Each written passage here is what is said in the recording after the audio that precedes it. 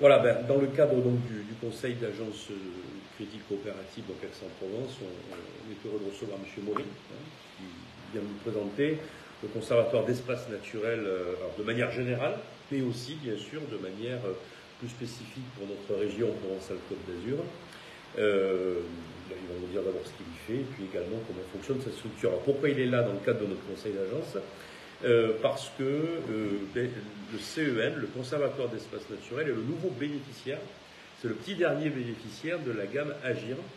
Et la gamme Agir, ce sont des produits de partage. Baptiste va nous en dire un petit mot peut-être d'abord en ouverture.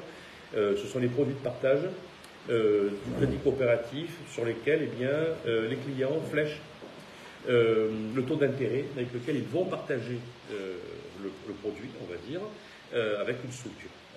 Pas mal de structures, il n'y en a pas non plus une centaine, je crois qu'il y en a 24, donc si j'ai plus en tête exactement le nombre, mais ce sont toujours des structures qui sont consacrées à l'intérêt collectif, à l'intérêt général, que ce soit environnemental, social, sociétal, l'habitat, par exemple, mais aussi la protection des rivages et des fonds marins.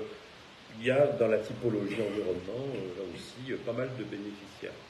Alors c'est important que vous soyez là parce que c'est des sommes quand même qui sont relativement importantes, qui sont allouées chaque année.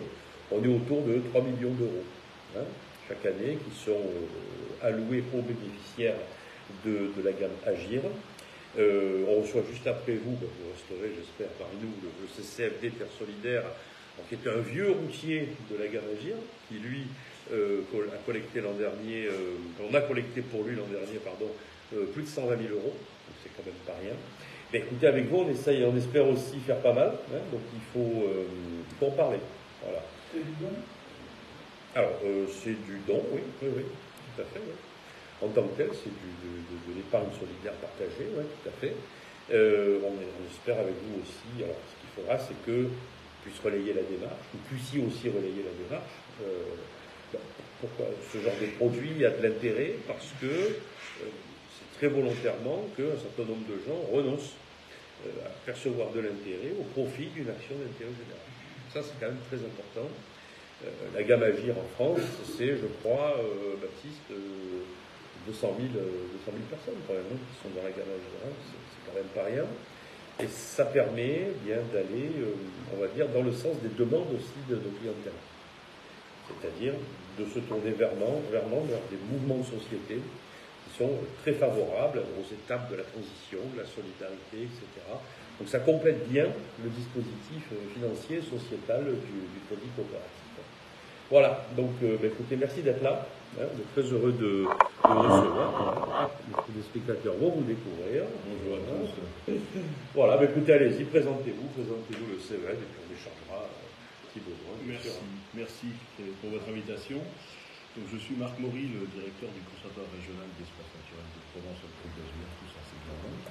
Donc c'est effectivement une association de protection de la nature qui a plus de 40 ans, qui fait partie de la grande famille des conservatoires, puisqu'on a un réseau national fédéré par notre fédération, les conservatoires d'espaces naturels. C'est aujourd'hui 23 conservatoires, c'est un gros millier de salariés à l'échelle nationale, plusieurs milliers d'adhérents bien sûr, et de bénévoles mobilisés, impliqués, actifs, au travers desquels, bien sûr, en premier lieu desquels, nos administrateurs.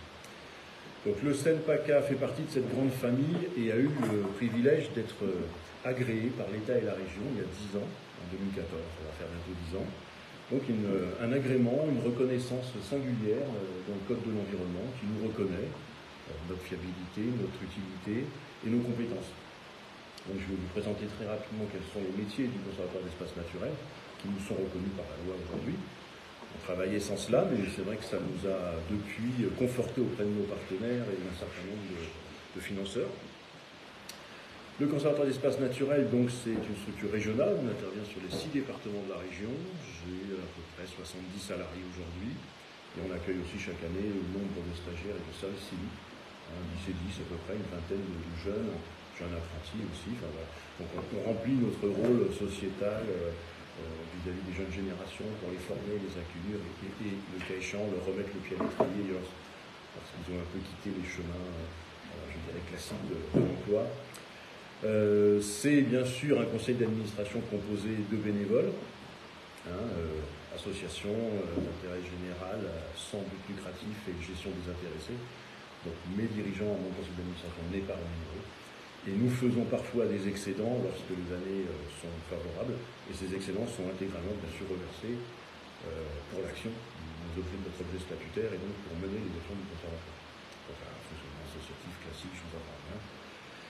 Alors nos métiers, on s'est créé il y a une quarantaine d'années à l'initiative de personnes comme vous, de bénévoles, qui se sont dit que pour bien préserver la biodiversité, il fallait, au milieu des années 70, préserver les habitats naturels, les milieux naturels. Avant, on travaillait beaucoup sur les espèces.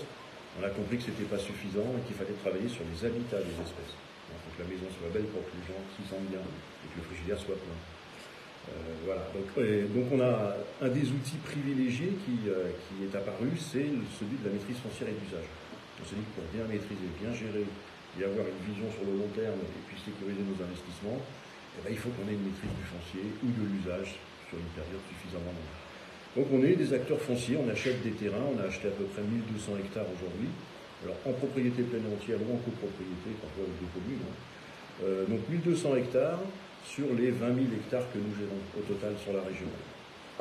Donc vous l'aurez compris, le principal de notre intervention porte sur des terrains pour lesquels on est en convention de gestion avec des particuliers, avec des propriétaires, ou en délégation de gestion, quand il s'agit de réserve naturelle nationale ou régionale. Donc là, c'est bien la puissance publique qui nous confie la gestion de l'espace. Tous. Voilà, c'est un très large panel. Particuliers, collectivités territoriales, l'État, le Conservatoire du littoral, les départements.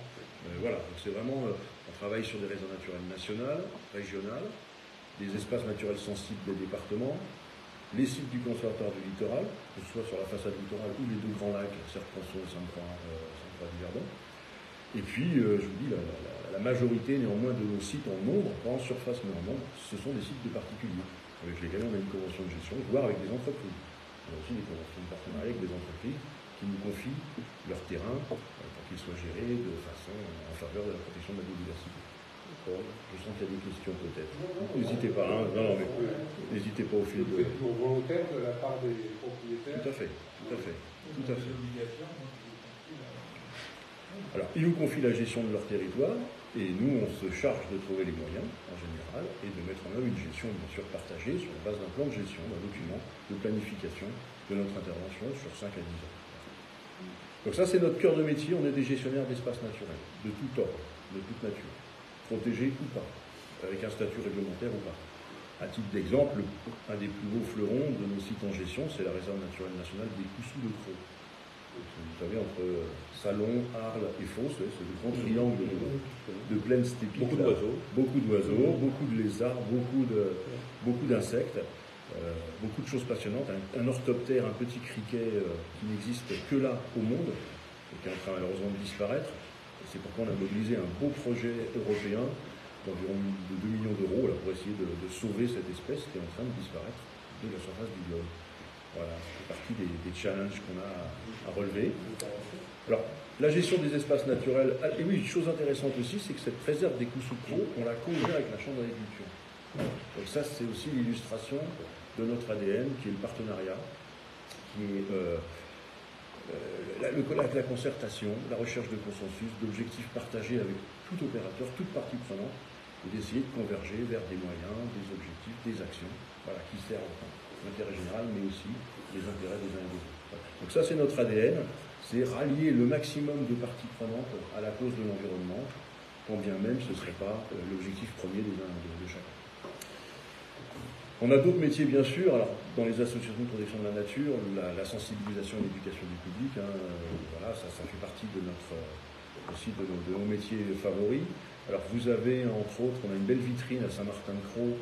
C'est l'écomusée de la Crau, donc c'est un équipement muséographique qu'on a refait à neuf il y a une dizaine d'années, et voilà, qui accueille aujourd'hui un peu plus de 3000 visiteurs par an, ce qui est trop peu par rapport à la qualité de l'établissement. Merci, je vous ai apporté quelques documentations.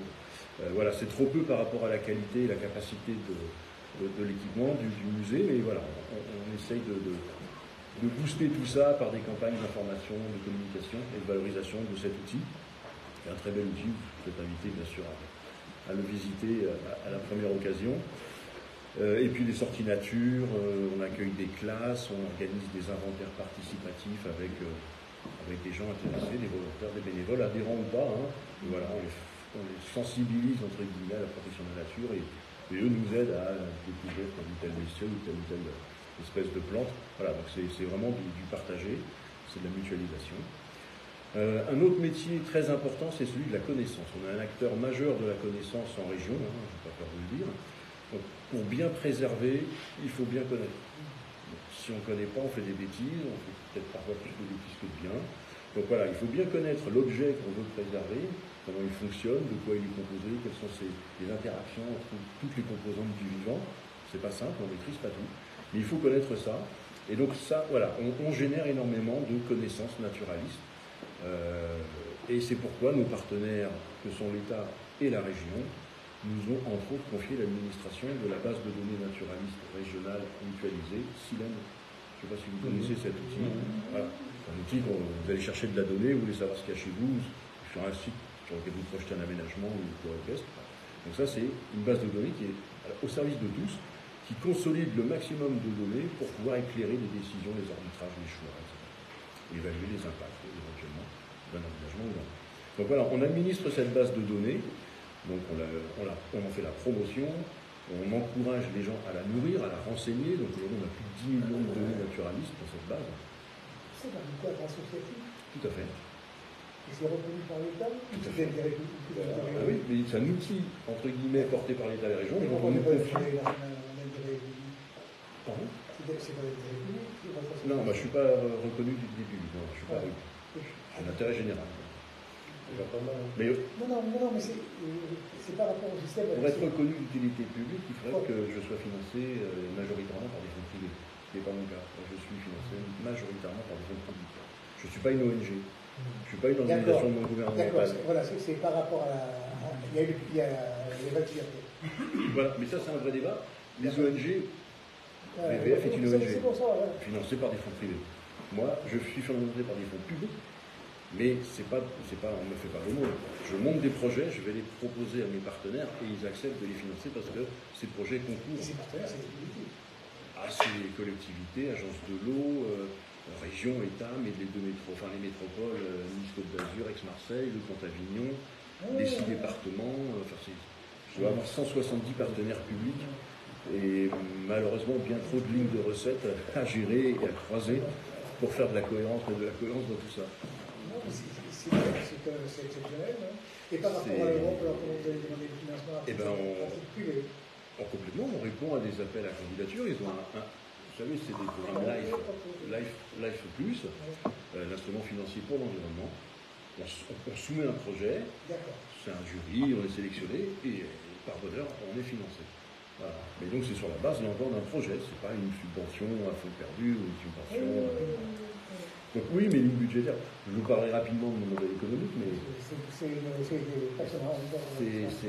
grosse machine. C'est peut-être la plus grosse association de protection de la nature de la région PACA, en Angleterre, très probablement. Et je vous dis, et on est sur différents champs d'intervention. Donc je vous en ai cité quelques-uns. Et il y en a un particulièrement qui est en train d'énormément se développer. C'est l'animation territoriale et l'accompagnement des acteurs des politiques publiques. L'agence de l'eau, par exemple, a des politiques pour préserver la ressource en eau. Il faut faire la promotion de cette politique auprès des acteurs qui sont concernés peu ou prou par cet enjeu de la ressource en eau. Donc on a des missions qui sont financées pour aller au-devant de ces acteurs, leur expliquer, faire de la pédagogie, faire prendre en compte les enjeux eau dans leur politique sectorielle, une commune, une agglo, etc. Dans leur plus, par exemple, dans le local urbanisme, pour bien identifier les zones à enjeu et éviter de les rendre constructibles. Et voilà, donc on fait cette animation territoriale, on favorise l'émergence de projets, et si la collectivité est capable de porter son projet, on en félicite. Sinon, elle peut aussi s'appuyer sur nous pour mettre en œuvre l'opération, la suivre, et si possible sur le long terme. Donc c'est bien notre ADN, c'est pas des one-shots, on n'est pas des bureaux d'études, on fait pas des mercenaires, on vient pas faire un coup et puis on s'en va. Non, on s'inscrit dans la durée. Je caricature, je force le trait bien sûr, mais voilà, on s'inscrit vraiment dans la durée, on essaye de monter des partenariats dans la confiance et dans le respect des contraintes des uns et des autres. On a bien conscience que pour tout le monde, la biodiversité n'est pas l'enjeu. Vous regarderez ça. La fauna et la protection de Ah oui. Pour nous, à Aix, c'est quand même intéressant parce qu'on a une belle réserve de sur la Seine-Victoire. Cher. Il y en a deux. On voit tout le monde. Hein. Il y a 2 couples à chaque extrémité. À chaque extrémité. Mais moi, je voyais la gestion de la base, ça peut presque résoudre l'obligation de service public. Il faudrait qu'on se paye sur la mission. Mais c'est pas le but. C'est là, on est vraiment dans une obligation. Oui. Alors, par contre, on peut vous redire, président, pour pas faire des états. Si vous voulez, le modèle économique, je vous parle rapidement de mes financeurs.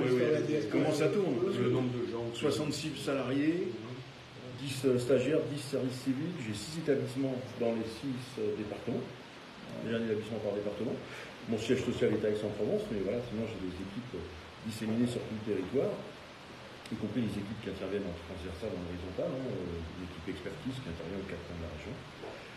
C'est aujourd'hui un petit 4 millions d'euros de budget d'exploitation annuel, à plus des 3/4 sur la base de financement public. J'ai assez peu de recettes de fonds propres. J'ai des revenus du foncier. Les terrains, on les loue à des agriculteurs. Parfois, on cède des bails de chasse aussi, des associations de chasse ou des groupements d'intérêt synergétique, etc. Je perçois aussi les fruits de la boutique de l'écomusée, les entrées de l'écomusée, etc. Donc voilà, nos adhésions, bien sûr, on a à peu près 600-700 adhérents, bon an, mal an. Et puis des dons, mécénat. Voilà. Mécénat et dons, ça peut parfois être une partie significative, 50 000, 100 000 euros. J'ai eu un très beau mécène pendant quelques années sur Ramatuel, on gère les Captaïa, Camara. Et bon, voilà, puis le Sénat, ça n'a pas vocation du tout à perdurer, mais pendant 4 ou 5 ans, cette personne m'a vraiment beaucoup aidé, à une époque où l'équilibre de l'opération n'était pas garanti. Et donc voilà, on a des mécènes. Et tout ça fait, allez, dans les meilleures années, 150 000 euros, tout compris. Donc 150 000 euros de recettes propres sur 4 millions de budget d'exploitation, c'est pas beaucoup. Donc je vais à la pêche au financement sur la base de projets. L'État, c'est à peu près 1 million d'euros de budget annuel. Donc ils m'ont confié déjà 350 000 pour gérer la réserve de la Crau. Vous voyez, c'est sur des missions qui pourraient effectivement ressembler à des DSP, mais qui n'en sont pas. C'est le préfet qui nous nomme, et puis c'est pas une rente de situation. Le préfet peut changer de gestionnaire s'il le souhaite, etc. Donc voilà. Combien de sites vous avez?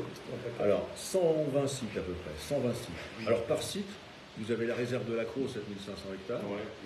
Sur laquelle on est en train de travailler à une extension de réserve dans le cadre de la stratégie nationale à protéger, une extension de 3150 hectares, donc 40% en plus. Donc c'est compliqué localement. Comme on co-gère cette réserve avec la Chambre d'agriculture, les discussions avec le monde, avec la filière, la profession agricole sont complexes, sont difficiles, mais on avance.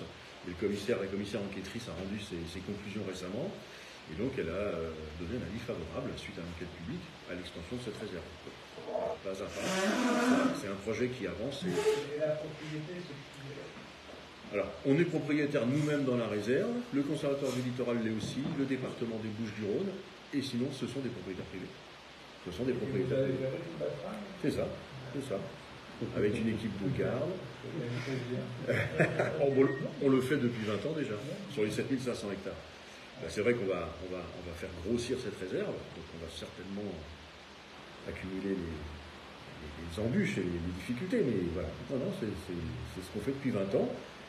Vous voyez, au bout de 20 ans, sortir avec un projet d'extension de plus de 3000 hectares, ça prouve qu'on a réussi à faire passer le message de la conservation, que c'est pas que de l'écologie punitive, c'est-à-dire que les éleveurs ovins qui sont en recherche de pâturage, et la Crau, c'est un excellent pâturage, voilà, ils sont nos alliés, parce qu'ils ont bien compris que la réserve préservait les pâturages pour leurs moutons, plutôt que de se faire grignoter par des plateformes multimodales, des infrastructures linéaires, des pipelines et des groupes d'arboriculture, d'autres activités agricoles qui peuvent entrer en compétition avec certaines filières.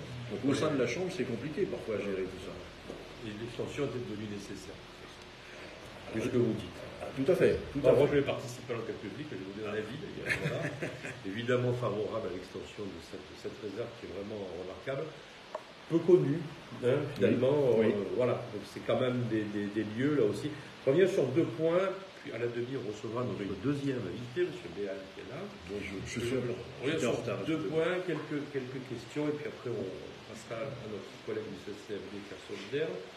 Donc votre fonction d'observatoire est quand même assez essentielle. Quand on gère une telle diversité de lieux naturels, la question du retour d'expérience, elle est non seulement fondamentale, mais je dirais, elle est quand même très importante à mettre en dynamique.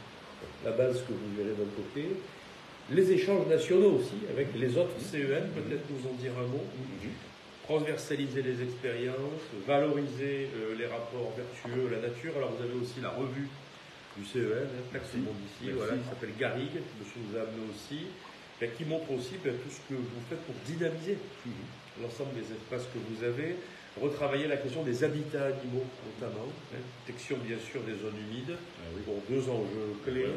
Voilà. Petit mot peut-être du national sur... Alors le national, oui, comme je vous l'ai dit, on fait partie d'un réseau national, même si tous les scènes ne sont pas tous les mêmes. On a des origines différentes, une histoire différente, des contextes régionaux différents. Donc tous les scènes ne se ressemblent pas. Il n'y a pas du mimétisme, c'est pas souhaitable. Vraiment, on s'adapte au territoire, on s'adapte au contexte régional.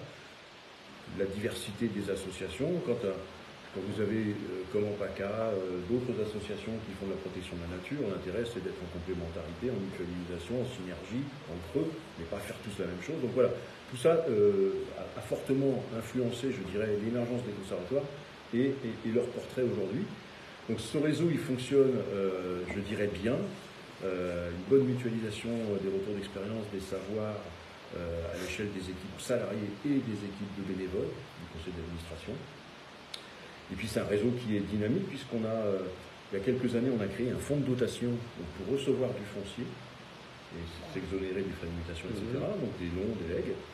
Et là, ce fonds de dotation est en train de migrer vers une FRUP, une fondation reconnue d'utilité publique. La demande a été déposée, on attend, je crois, la réponse du Conseil d'État dans les mois qui viennent. Et donc là, on sera reconnu d'utilité publique et on pourra recevoir non seulement des dons, des legs du privé, mais aussi du public. Voilà, donc ça, c'est un très bel outil. National, tout à fait. Qui va s'appeler Fondation Espace Naturel de France. Donc, et qui sécurisera ce foncier, s'il était besoin de rassurer nos partenaires ou les gens qui souhaitent nous donner... Il devient inaliénable. Voilà, il devient inaliénable. Dans les dotations inaliénables. La vocation, voilà, est pérenne.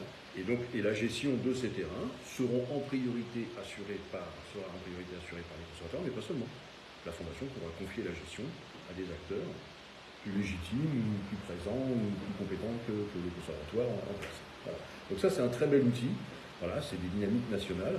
Et puis on en a bien d'autres. Vous doutez qu'on essaye de défendre nos intérêts et surtout de porter la voix des conservateurs au plus haut niveau, en centrale, au ministère de l'écologie, mais pas seulement, de l'agriculture, et même du ministère des Finances, parce que ça nous embête aussi un peu des fois celui-là. Donc voilà. Donc on a ce relais et on a cette vitrine et aussi cette interface avec la centrale, avec Paris, pour pouvoir défendre les enjeux de la biodiversité au plus haut niveau. Très bien. Allez les amis, quelques questions. Alors André et Denis. Vos parcours académiques structurés, les universités, l'Institut Carnot, de grands noms académiques et du savoir. Vous avez parlé de faire avancer la Bonne question. Je vais parler de connaissances, mais nous sommes des praticiens, même j'ai des experts, mais nous sommes des gestionnaires. Nous sommes dans l'application. Nous ne sommes pas dans la recherche fondamentale. Mais ce n'est pas pour autant qu'on n'a pas besoin de recherche fondamentale ou de recherche appliquée pour nous accompagner. Ce n'est pas mon cœur de métier, je n'ai pas les compétences. Et là, on a effectivement beaucoup de partenariats avec des universités, des laboratoires de recherche. Le CEF à Montpellier, l'IMBE, l'Institut méditerranéen de la biodiversité à la Voie, le CNRS, voilà. Donc on travaille avec un certain pool de chercheurs qui nous accompagnent en particulier sur des aspects méthodologiques. Je vous donne un petit exemple très simple. Je vous parle du cricket crow, je pourrais parler du lézard osselé. Ce sont des espèces qu'on appelle critiques, qui sont extrêmement compliquées à détecter, à voir. Donc compliquées de suivre les populations, les tendances, elle va mieux, elle va moins bien. Donc c'est des espèces où il faut 400 heures d'observation pour observer un lézard osselé. Donc vous vous rendez bien compte que des efforts comme ça, on ne peut pas les fournir, ça fait exploser les maquettes budgétaires. Enfin, voilà. Donc on se fait accompagner par des chercheurs, en particulier des biostatisticiens, pour qu'ils nous aident à mettre en place des protocoles méthodologiques qui nous permettent de dépasser, entre guillemets, cette difficulté d'observation. C'est-à-dire que si vous en avez vu une, ça veut dire qu'avec un certain nombre d'algorithmes, en fait, ça veut dire qu'il n'y a pas une bestiole, mais il y en a que 18. Voilà. Donc ça permet d'économiser l'effort de prospection et entre guillemets, d'optimiser donc la qualité, la finesse des données qui sont récoltées. Donc voilà, ça c'est des choses où on travaille en lien très étroit. On travaille aussi en lien très étroit sur la renaturation, la reconstruction des habitats naturels. On travaille avec l'INBE, ça fait toujours rire mes amis quand je leur en parle, mais on fait des suivis des fourmis moissonneuses, genre Messa. Parce qu'en fait, on s'aperçoit que les fourmis, en trimballant les graines ici ou là, en les enterrant dans leur terrier ou en les mettant sous des cailloux, c'est les fourmis qui sont les architectes des habitats naturels. Hein, quand vous semez votre pelouse, les fourmis, elles ramassent tout, puis elles viennent vous mettre au soleil. Voilà, mais dans la nature, elles font ça aussi. Et donc, on s'aperçoit que la reconstitution des habitats, c'est pas au hasard. Il y a énormément de contributeurs, entre guillemets, au fait que l'habitat naturel, il est comme ça, telle ou telle espèce, avec telle architecture, telle composition, telle strate herbacée ou pas. Et tout ça, c'est le fruit du travail collectif du vivant. Et c'est pour ça que le vivant, il est précieux, parce que si on casse, on détruit tel ou tel compartiment du vivant, comme ça participe du tout, en fait, c'est le tout qu'on affaiblit, c'est le tout qu'on dégrade, et un tout dégradé, c'est comme un organisme fatigué ou malade, qui n'est pas en forme, lorsqu'il reçoit une infection, il réagit moins bien. Donc il est encore plus malade, voire il disparaît. Mais pour le monde vivant, c'est pareil. Donc c'est pour ça qu'il est important de conserver tous les compartiments et les habitats naturels dans le meilleur état possible, parce que c'est le meilleur allié pour répondre au changement climatique, atténuer les effets du changement climatique et être en capacité de résilience pour s'adapter à ce changement et donc faire que les espèces se déplacent et puis éviter par exemple les invasions d'espèces exotiques envahissantes. Vous avez une espèce qui arrive dans un milieu qui est en bonne santé. Donc cette espèce, elle va rencontrer de l'adversité, elle va exploser. La même espèce arrive dans un habitat qui est dégradé, elle va prendre toute la place. Et ça devient une espèce exotique envahissante. Alors que normalement, elle aurait dû être régulée par les organismes en présence. Et c'est là, par exemple, qu'on en vient à des notions d'agroécologie. C'est-à-dire les plantes messicoles, toutes les plantes, les adventices de culture, toutes les plantes qui accompagnent, entre guillemets, nos cultures, protègent la culture. Par les insectes qu'ils attirent, qui empêchent qu'un insecte ravageur prenne toute la place, parce que la niche est vide. Si la niche, elle est occupée, un insecte qui vient prélever ce qu'il doit, mais il n'en fait pas plus. Donc ça, c'est une notion sur laquelle c'est nouveau, c'est moderne comme vision. Hein. On n'est plus à protéger, comme il y a 50 ans, la petite espèce machin, la petite énorme, ni même les habitats. Maintenant, c'est les fonctionnalités qu'on essaye de protéger. C'est le fait que ce système fonctionne bien, qu'il y ait un maximum d'interaction et de complexité. La complexité, c'est de la sécurité.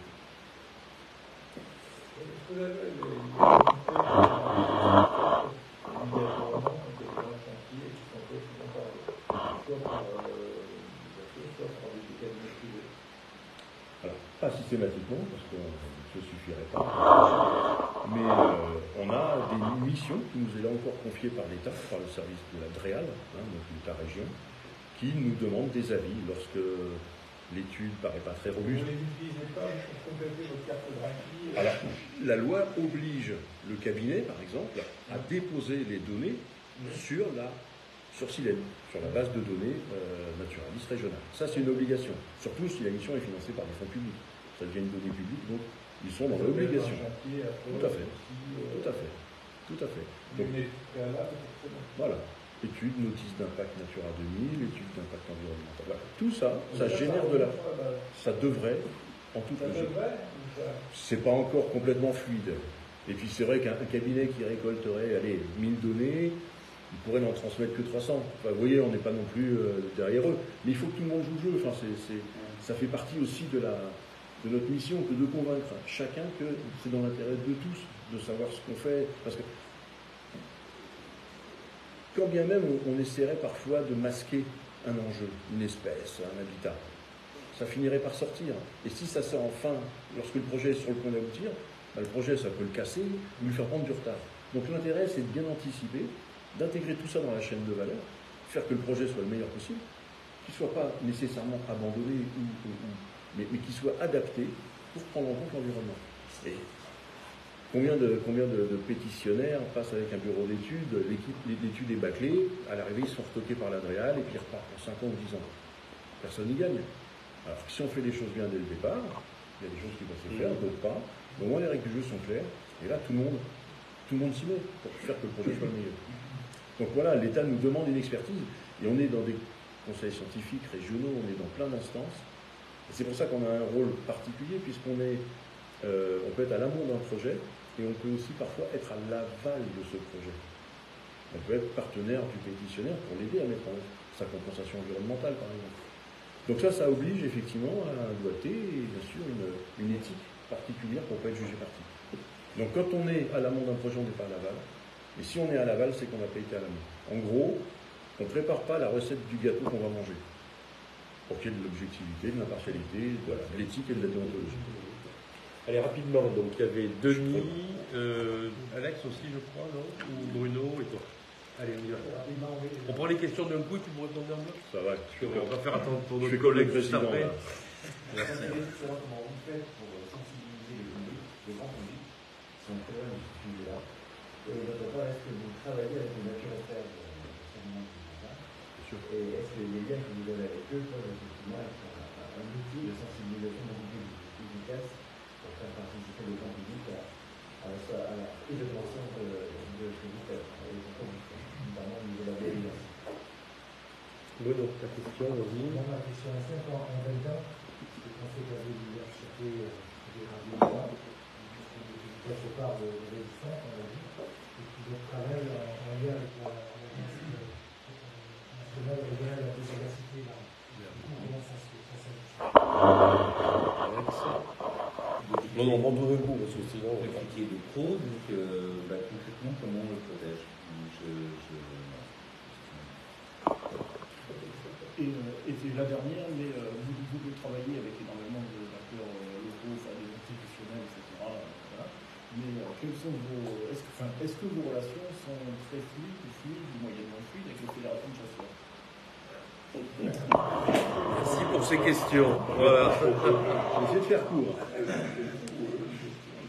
Bonne question. La sensibilisation. Donc je vous ai parlé de l'écomusée, mais effectivement c'est la vitrine. Mais voilà, on fait de la sensibilisation tous les jours.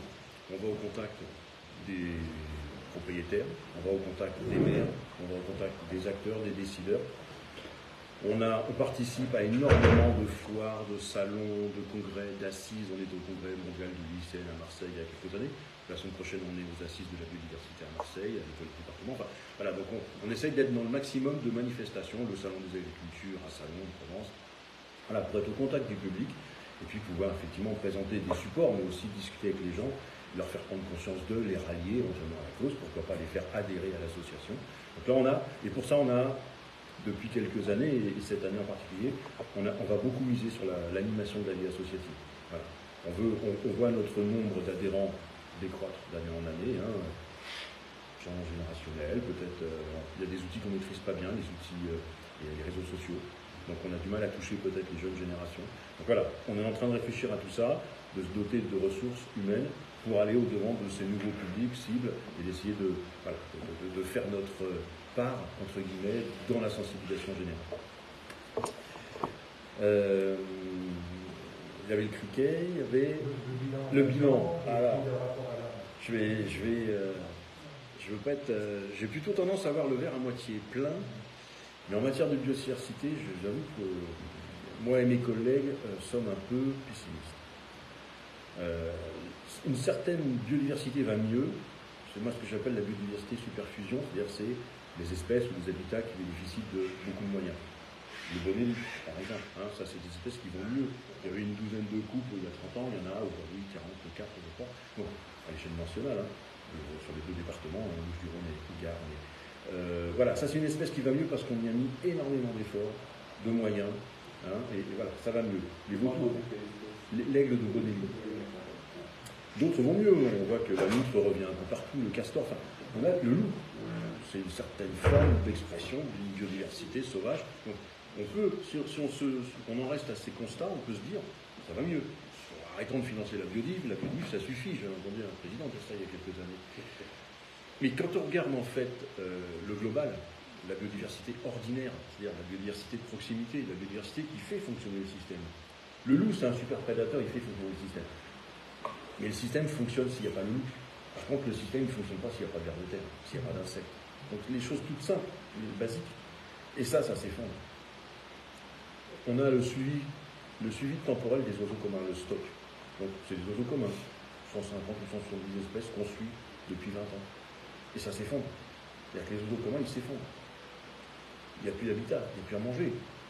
Les insectes, quand je dis des insectes au sens large, volants, rampants, aquatiques, ça s'effondre. Vous pouvez faire 1000 km, vous avez 3 malheureux insectes collés sur le pare-brise, rappelez-vous. Il y a 20 ans, vous ne pouvez pas rouler. Rappelez-vous. Et les insectes, c'est la base de la chaîne alimentaire. Ça nourrit les reptiles, ça nourrit les oiseaux, ça nourrit tout. Une hirondelle, c'est 6 à 8 000 moustiques par jour d'absorber. Donc après, on s'embête avec les moustiques, mais s'il y a un peu plus d'hirondelles, il y aura des moustiques aussi. Les hirondelles, moi je me rappelle, l'an dernier, je les ai cherchées, je n'en ai pas vu. Donc, la biodiversité ordinaire qui fait fonctionner le système et qui assure la stabilité du système, elle s'effondre. C'est gravissime. C'est gravissime. La qualité des eaux, je ne vous en parle même pas. Toute la faune remarquable de nos eaux, les écrevisses à pieds blancs, les moules perlières, ça disparaît. La chaleur, la température de l'eau, le taux de nitrate, c'est des espèces extrêmement sensibles au nitrate. Voilà. Donc on est en train de perdre les joyaux, entre guillemets, et on va vers une homogénéisation, une standardisation des milieux. Mais tous les milieux remarquables, exceptionnels, spécifiques, singuliers, ceux-là, ils sont en train de... Et tout le changement climatique, ça va apporter la dernière... C'est vrai dans toutes les zones, ça dépend du type d'agriculture. C'est malheureusement vrai dans toutes les zones. Alors l'agriculture, oui, c'est un fait majeur dans l'évolution du système. On est bien d'accord. Même si l'agriculture, j'en parlerai avec le Crédit Pro, a sa part dans la protection de la biodiversité. Il faut qu'elle joue sa part. Mais globalement, oui, l'arboriculture, la vigne, c'est parce qu'on fait mieux en matière de gestion des ressources en eau, de l'air, des sols, etc. Ça, c'est dramatique. Et le pire, c'est que les pollutions, même en montagne, une tourbière qu'on appelle ombrotrophe, c'est-à-dire qui est alimentée uniquement par l'eau de pluie, eh bien, elle s'eutrophise parce que l'eau de pluie elle-même contient des nitrates, du phosphate. Donc, en fait, il y a des phénomènes d'enrichissement naturel par l'eau de pluie de systèmes qu'on croit préserver parce qu'éloignés des activités humaines. Mais non, le système, le cycle de l'eau, il brasse. Donc, en fait, on observe une dégradation générale. On voit donc, se développer des grandes fermes solaires photovoltaïques. Est-ce que sur les sites que vous gérez, vous faites appel à ces technologies pour votre besoin? Et deuxième partie de la question, est-ce que ces fermes, des hectares de panneaux solaires, ont un impact fort en fait, de maîtriser sur la biodiversité? Alors on est des fervents opposants au parc photovoltaïque au sol, en terrain, en zone naturelle et agricole. Ça c'est clair, c'est une catastrophe. Et c'est pas que la surface du parc, parce que vous savez, au contour il y a des OLD, donc c'est souvent des surfaces qui sont décuplées, plus importantes que la surface des panneaux sols. Ça stérilise pour un temps de toute façon un territoire. Ça effraie les oiseaux, c'est des miroirs. Quand vous êtes... Normalement, il y a des règles, on ne doit pas installer de parc photovoltaïque dans des aires vitales bec de Bonnie parce que ça stérilise l'air de chasse. L'oiseau ne va pas chasser sous les panneaux, je ne vois pas. Voilà, c'est des choses qui l'effraient. Donc ce n'est pas des choses qu'on promeut, et surtout on essaye d'être les garants des équilibres. C'est-à-dire que le SRADET, le grand schéma d'aménagement régionaux, ils ont fixé des règles, des quotas. C'est 50% en zone artificielle, en ombrière, sur parking, sur l'autoroute, sur un canot, sur les toits, voilà. Et pour l'instant, 98% se fait en milieu naturel. La profession agricole a réussi à protéger le terrain agricole. Ça ne se fait plus en zone agricole. Ils font des micro-expérimentations aujourd'hui en panneaux solaires, ils appellent ça l'agrovoltaïque, mais ils sont à tester le dispositif, mais ils y vont avec prudence. Et donc la pression, en fait, elle est complètement reportée sur les zones naturelles. Donc aujourd'hui, c'est des 100, 200 hectares. Donc il nous arrive d'ester en justice contre des permis de construire délivrés par le préfet, hein, on a d'autres partenaires de l'État. Ça ne nous empêche pas, quand on considère que c'est légitime d'attaquer le permis de construire délivré par le préfet, et on a gagné hein, sur ça, l'ensemble de Provence. Il y a un projet de 40 et quelques hectares qu'on a fait capoter, puis sur la Barbin aussi, sur un projet aussi de 3 parcs. Voilà. Donc ça, c'est des projets quand on considère que leur impact est trop fort sur la biodiversité et que la procédure n'a pas été régulière, et que les enjeux environnementaux n'ont pas été pris à la bonne échelle. Voilà. Là, on n'hésite pas à dire non, arrête les bêtises. Même si on est en dehors des zones que vous gérez. Ah oui, complètement. D'accord. Non, ça veut dire que vous avez du coup un regard assez général sur la protection de l'environnement, y compris sur des points sur les états délégataires. Quoi. Après, je vais être très clair, on n'en fait pas une priorité. Il y a d'autres associations qui sont militantes, qui ont vocation à aller au tribunal, qui sont indépendantes et autonomes, hein, qui n'ont pas de salariés, c'est des bénévoles, voilà. Donc c'est des associations qui sont vraiment dans leur rôle, et il faut de tout. Nous, on occupe une certaine niche. Hein. Moi, quand je vais demander 3,5 millions d'argent public à tous mes partenaires, je ne vais pas en attaquer leur projet, parce que le plus gros aménageur, c'est l'État. Il ne faut pas se leurrer. Les routes, les autoroutes, c'est l'État. Hein. Donc, moi, j'ai du mal à mordre la main qui me nourrit. Donc, quand vraiment on sent que là, c'est allé trop loin, on y va, et quand personne d'autre n'y va non plus. Je reviens sur les parcs solaires. Qui est réglementé, c'est la surface agricole. C'est pas réglementé, il y a un petit peu un statu quo. C'est quand même très surveillé. Tout à fait. C'est la chambre d'agriculture, c'est des IA, enfin, c'est longtemps, hein, en fait. Par contre, c'est sur les espaces naturels, là, si j'ai une colline, je décide d'en faire un parc photovoltaïque, j'ai besoin de rien.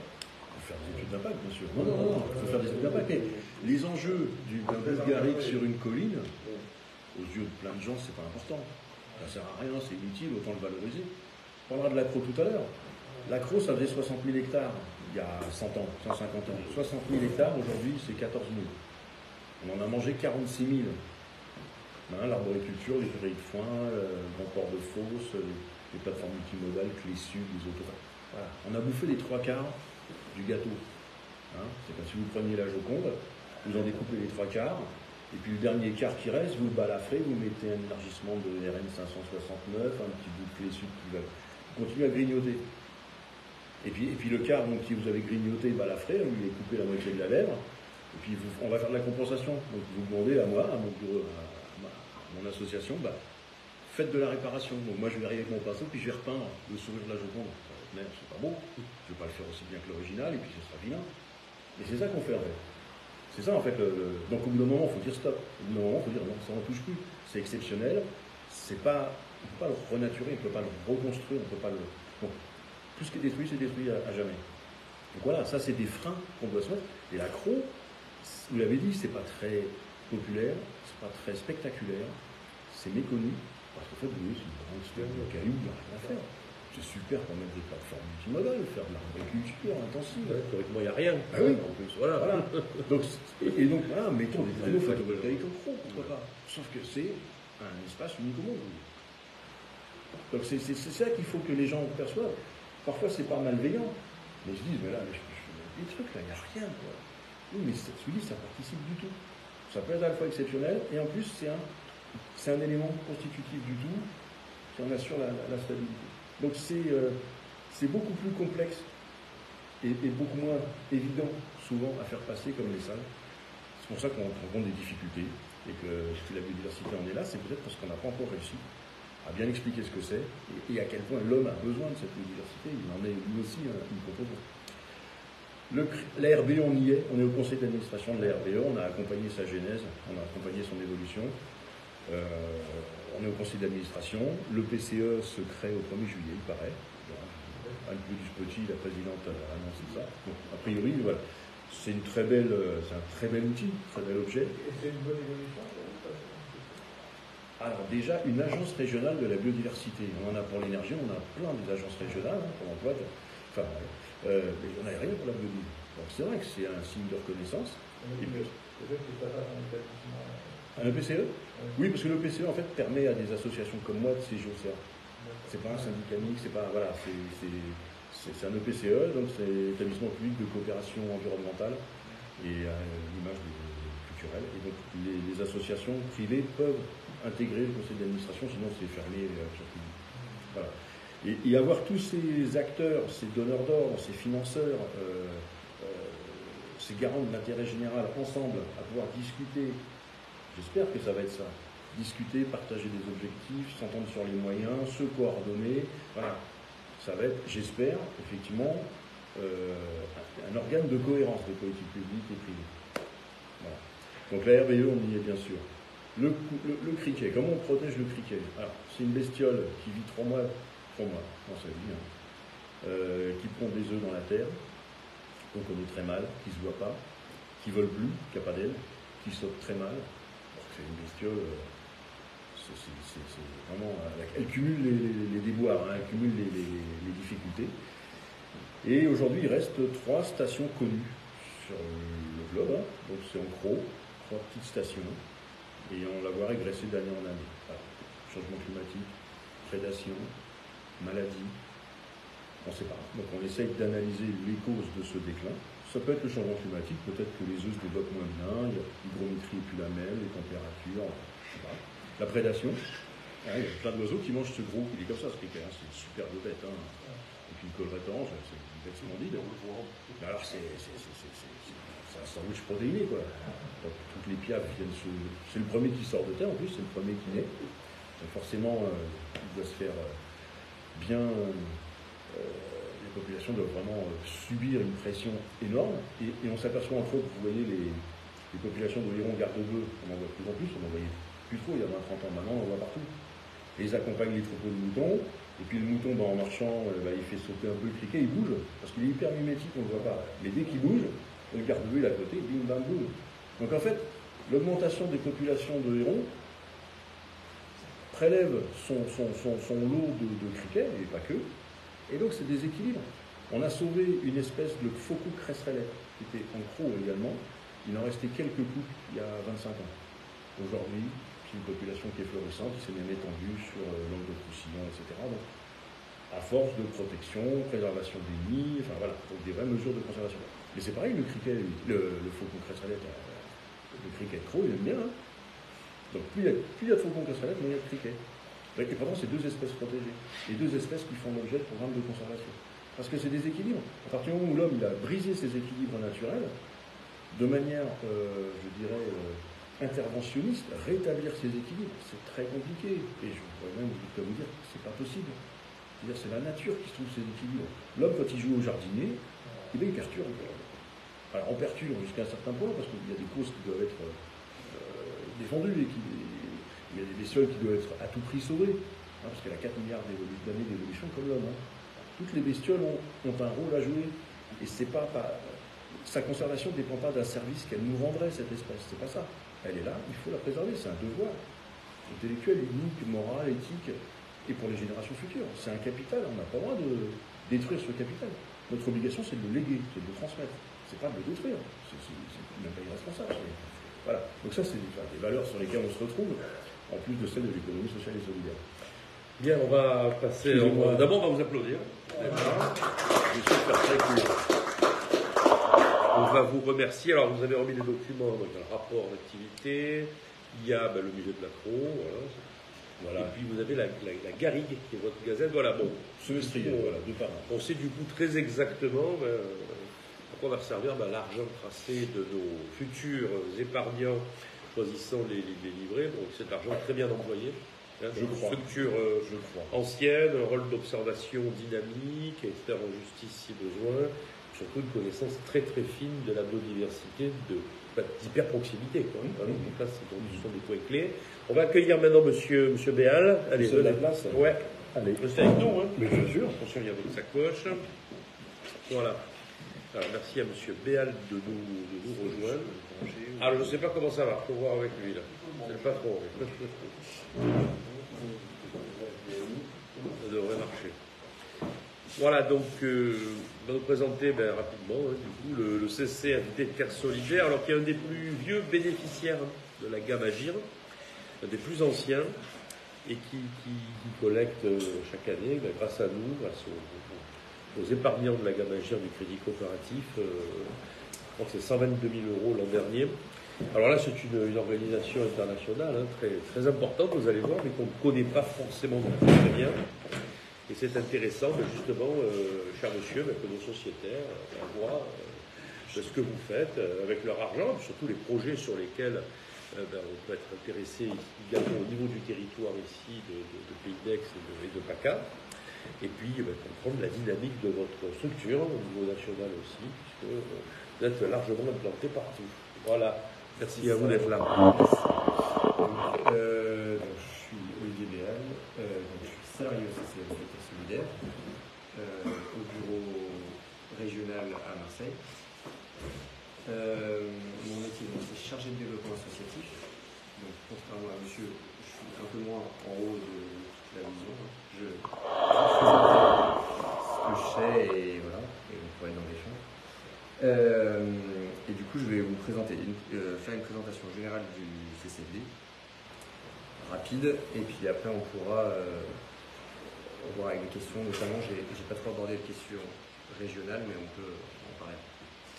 Donc, le CCFD, c'est une ONG de développement, une des plus anciennes ONG de développement, pas d'humanitaire, de développement, qui a aujourd'hui 62 ans et qui s'appuie sur 3 leviers d'action. Le principal, le plus ancien, c'est le partenariat international. Quand a été créé le CCFD, l'idée c'était de lutter contre les causes structurelles de la faim. Et le choix assez précurseur à l'époque a été de dire on va s'appuyer sur la société civile des territoires où on veut intervenir plutôt qu'envoyer des personnes sachantes françaises à l'étranger. Il y en a qui le font, pourquoi pas, mais nous ce n'est pas notre choix. Donc on s'appuie sur des organisations de la société civile, je vous montrerai quelques chiffres tout à l'heure, et c'est ces organisations de la société civile dans les territoires où le CCFD finance qui interviennent sur les causes structurelles de la faim. On a un volet mobilisation citoyenne, ici en France, donc on fait, et ça c'est plus mon rôle, moi j'accompagne les bénévoles du territoire de PACA sur de la sensibilisation en milieu scolaire, de l'intervention dans l'espace public, et quelque chose qui a 2 volets, à la fois au niveau national et au niveau local, qui est le plaidoyer. C'est le dernier levier qu'on a mis en place. Il y a une direction à Paris qui travaille avec les élus, qui fait du lobbying citoyen sur faire bouger les lignes pour aller vers une société plus humaine. Et il est demandé aux bénévoles aussi de faire ce lien en local avec des élus ciblés, notamment des députés ou des sénateurs, pour faire bouger les lignes. Une des grandes victoires du CCFD Terre Solidaire sur le plaidoyer, c'est la mise en place de la loi sur le devoir de vigilance.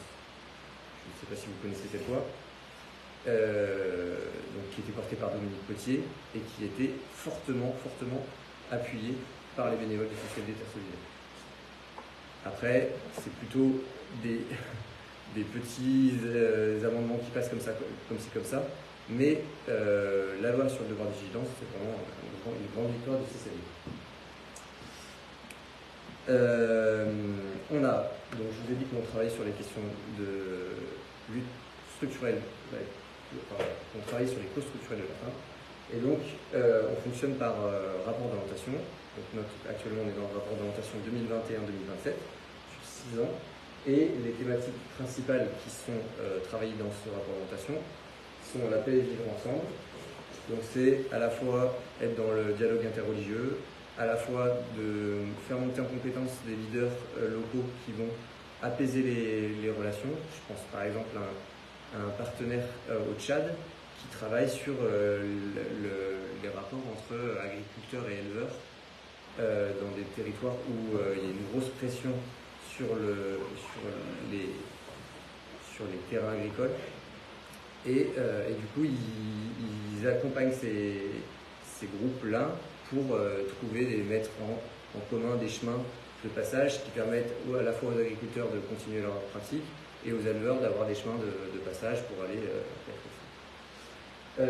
la question de la souveraineté alimentaire, donc ça c'est vraiment le cœur historique de l'engagement du CCLD, en disant que à la fois nous ce qu'on défend c'est que les territoires devraient être les principaux décideurs de leurs pratiques et de leur souveraineté alimentaire, et sortir de cette globalisation qui fait qu'on territorialise. On dit que là au Kenya on va produire beaucoup de courgettes et on va les envoyer en Europe ou ailleurs pour faire baisser les prix. Et du coup demander ces territoires-là de quels besoins ils ont et comment ils vont produire pour respecter ces besoins. Et on s'appuie sur des pratiques, l'agroécologie dont monsieur parlait tout à l'heure.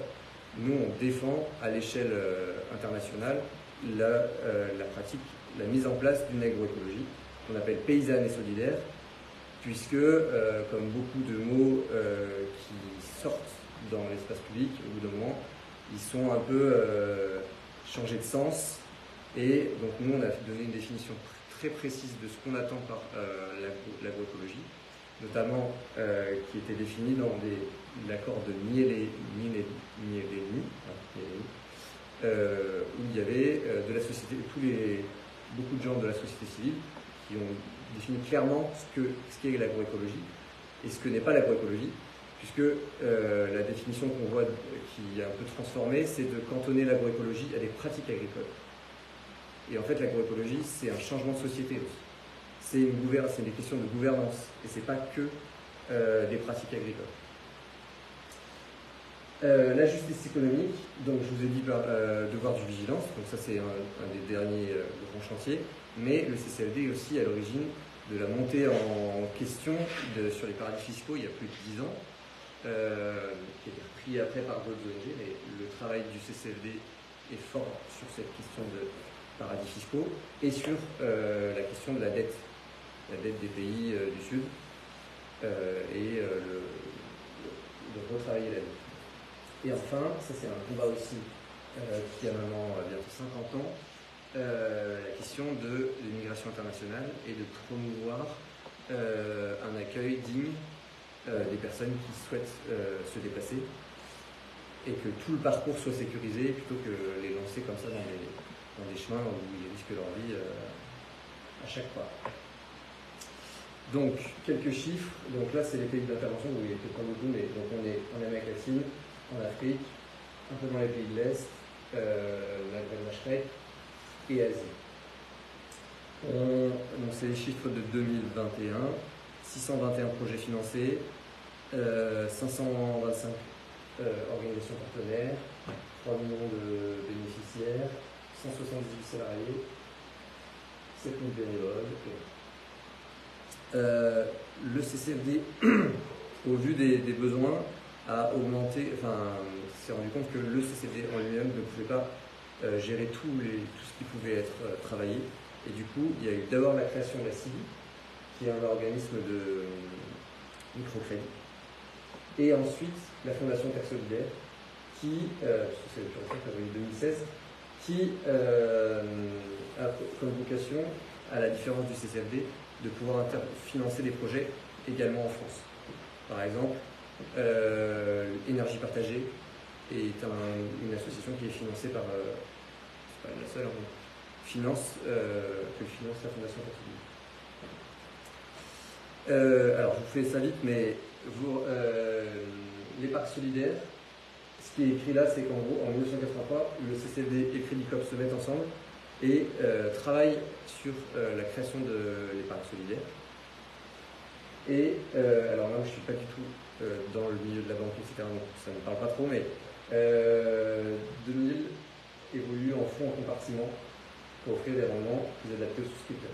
Je ne sais pas ce que ça veut dire. Donc, je vous le lis, mais voilà, mais c'est pas mon métier. C'est pas mon métier du tout. Voilà. Donc, pionnier de l'épargne solidaire en commun avec le Crédit Coop.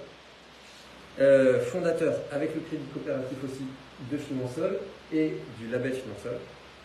Donc, ce qui est écrit là, c'est qu'à part La carte Agile, tous les produits créés par le Crédit Coop en partenariat avec la CCLD Terre Solidaire sont labellisés financiers. Voilà, je ne vais pas plus dans les détails. Ça, j'y comprends encore moins, donc je vais passer. Ah, pardon. Voilà. Bon, ça, c'est un peu ce qui nous intéresse.